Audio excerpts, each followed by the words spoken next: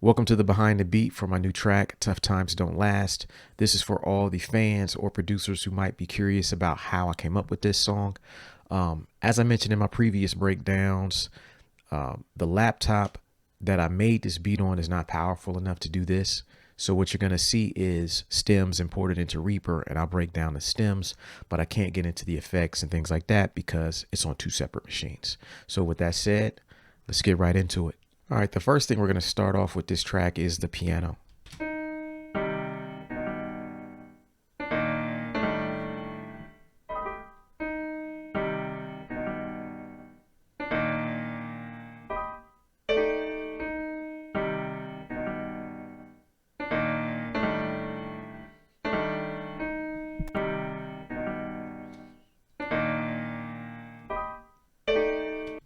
So when you listen to that, it's pretty obvious that it's a piano track, but it's not exactly put together the way that one would think it is. It's very similar to the fix your own plate thing, where although it was played in piano, it was actually inspired by something completely different.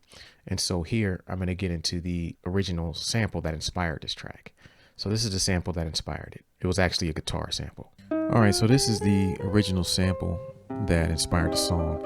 I would play it by itself here, but due to content ID, I don't want to get a copyright strike, so I'm just going to talk over this just a little bit, and hopefully you guys can hear it underneath, and just enough to kind of appreciate what I did with it and where we took it from here.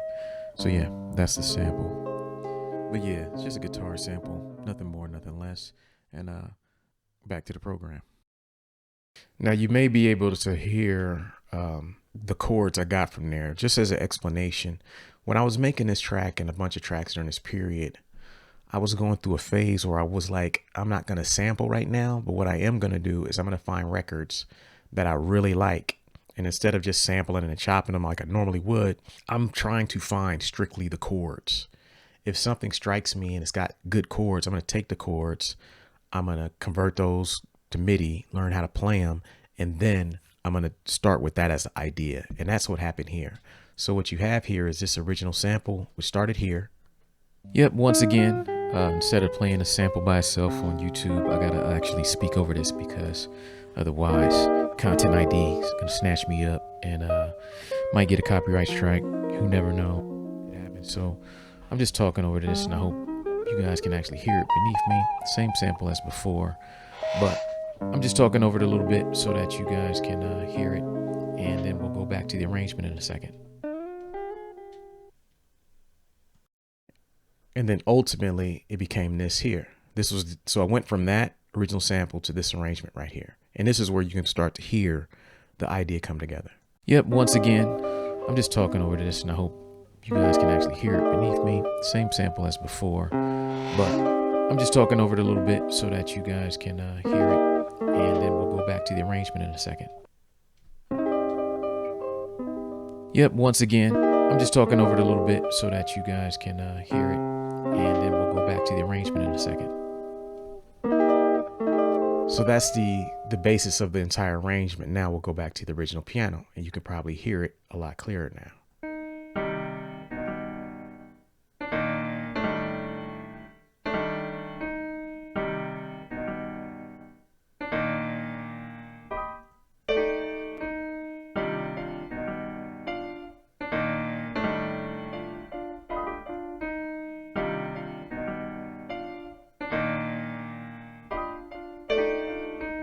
So that's the piano.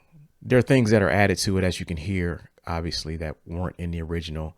And there's definitely parts of it where I kind of went in and cleaned it up and went my own way with it a little bit. But you can definitely hear how that guitar sample is what inspired the main chords of this record. And so from there, we have the second instrument is like the vibes. So we have some vibes going on as well underneath the piano.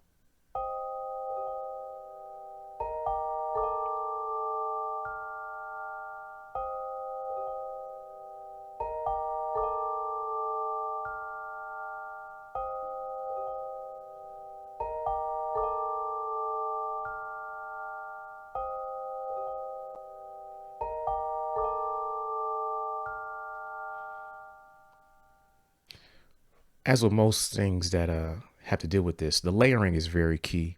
So a lot of times, you may come up with a piano line like that. You may say it doesn't sound good by itself, but if you just stick with it and keep adding layers, you'll see that you'll kind of get to something that does sound good. So together, it sounds like this.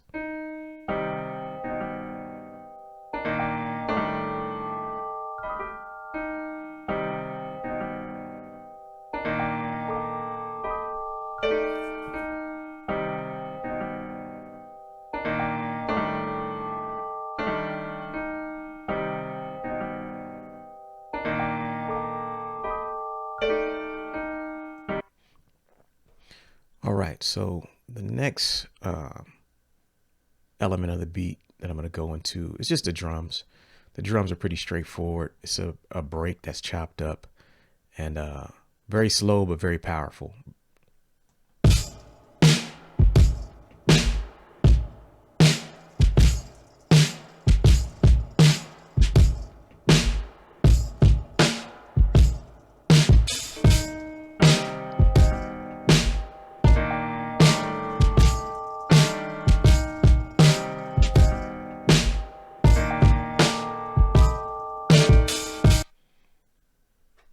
All right, the next little element, which is a smaller element, is just some vocal samples that I put in just for texture.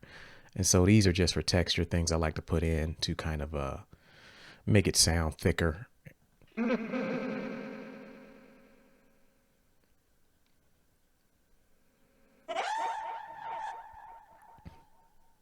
So when it comes together,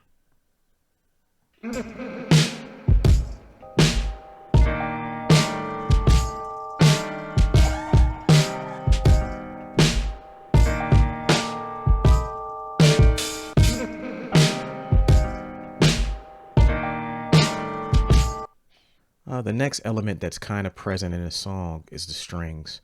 I think the strings are very important because they kind of add support to the piano. And so the piano doesn't sound just like out there by itself and kind of naked and sparse. So the strings come in.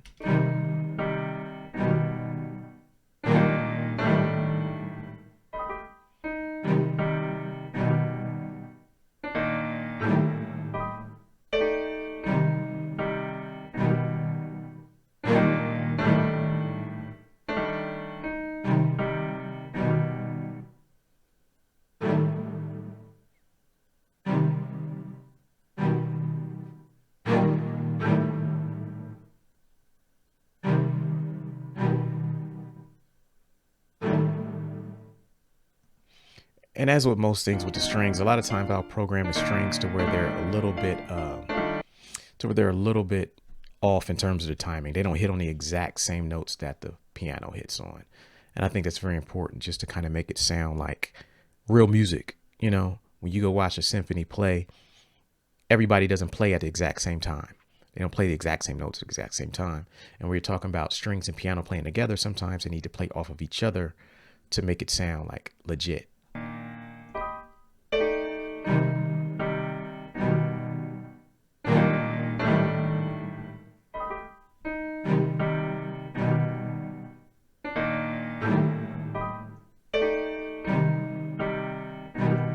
Those are the strings that are there. Now there's also a completely different string that's on the chorus sequence. And that chord, that's actually not played. That's actually a string sample there. That is pretty dope. This is the chorus strings, which is different than the other strings.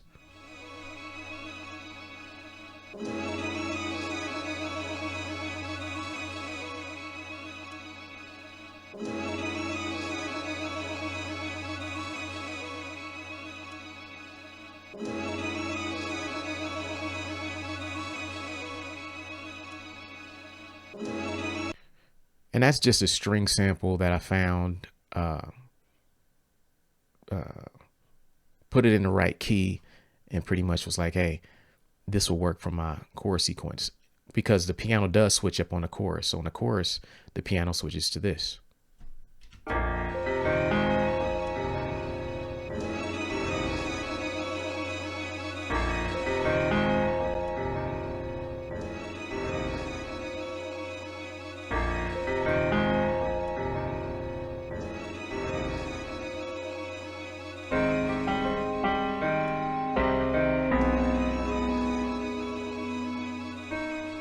other element of the chorus that's there that makes it work is this female opera singer just deep in the background.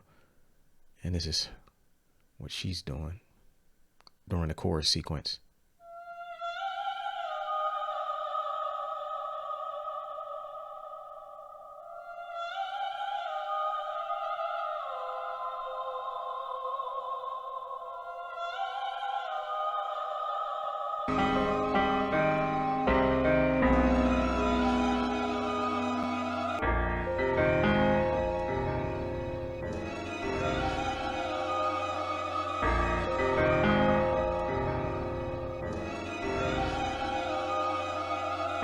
So that's there. I think I forgot the bass line. There is a bass line in here as well.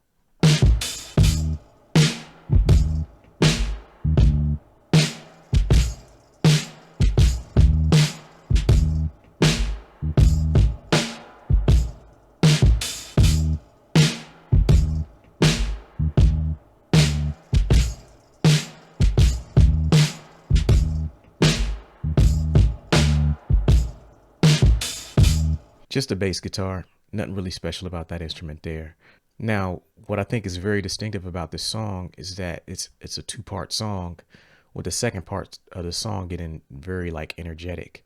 And there's something that I think people might not understand here or even notice when they're listening to it, is that the song actually speeds up 5 BPM after the last chorus. So you come through the last chorus. So it starts here.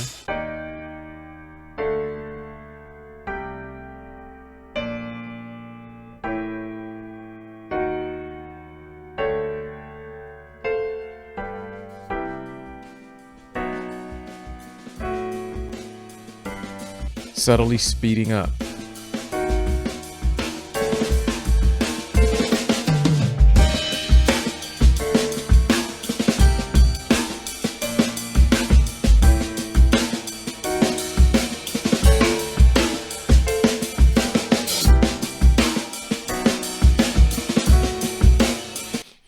And I think I did this because I had the song originally at the same tempo the whole time. And then as I kind of got into it, I was like, something's missing from that second part of the song, to where I'm just leaving it the same tempo, even though the instruments are changing. It's got more energy. So it's like, why don't I speed this shit up?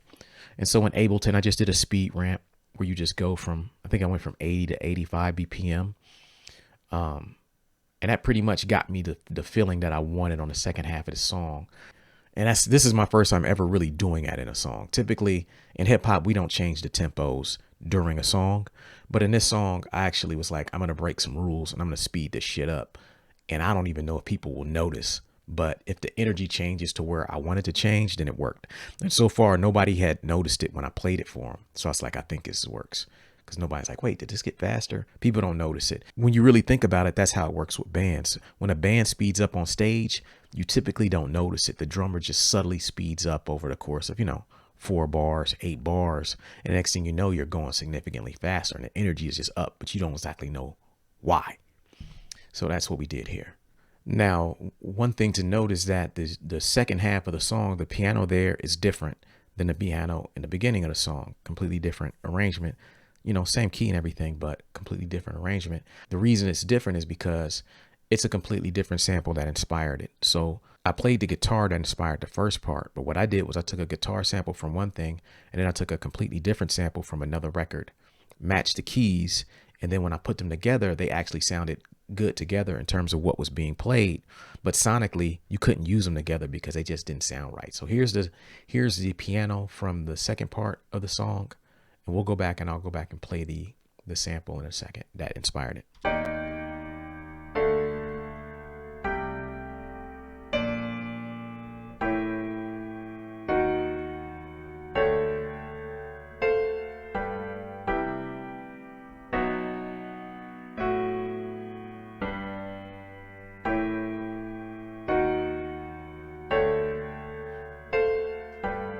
So that's the piano that inspired the second half of the song. Now let's go back to the original sample on that.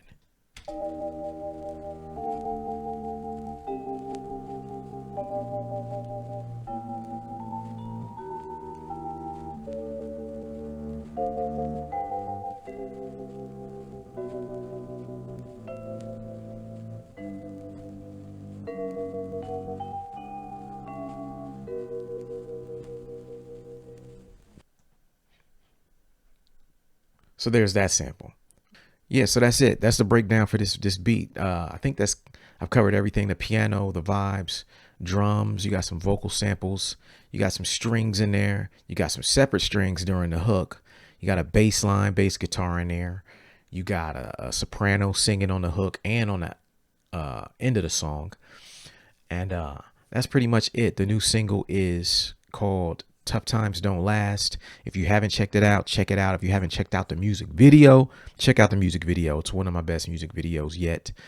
That's it for now. If y'all enjoy this, please comment below and let me know you want to see more of this. This is my second time trying it. We got some good feedback on the first one, but if y'all like it, I'll do more. If y'all don't care, I'll just keep these things to myself. If y'all like it, I'll just put it out there. I know I got some producers who follow me and some fans who might appreciate this content. So let me know in the comments below how you feel about it. Comment, like, subscribe, and I'll see y'all next time around. Peace. Blueprint's new project, Falling Down, will be released on April 23rd, 2024, and is now pre-ordering on waitlist.net. Thanks for your support. Also, before you leave, subscribe to the channel. Peace.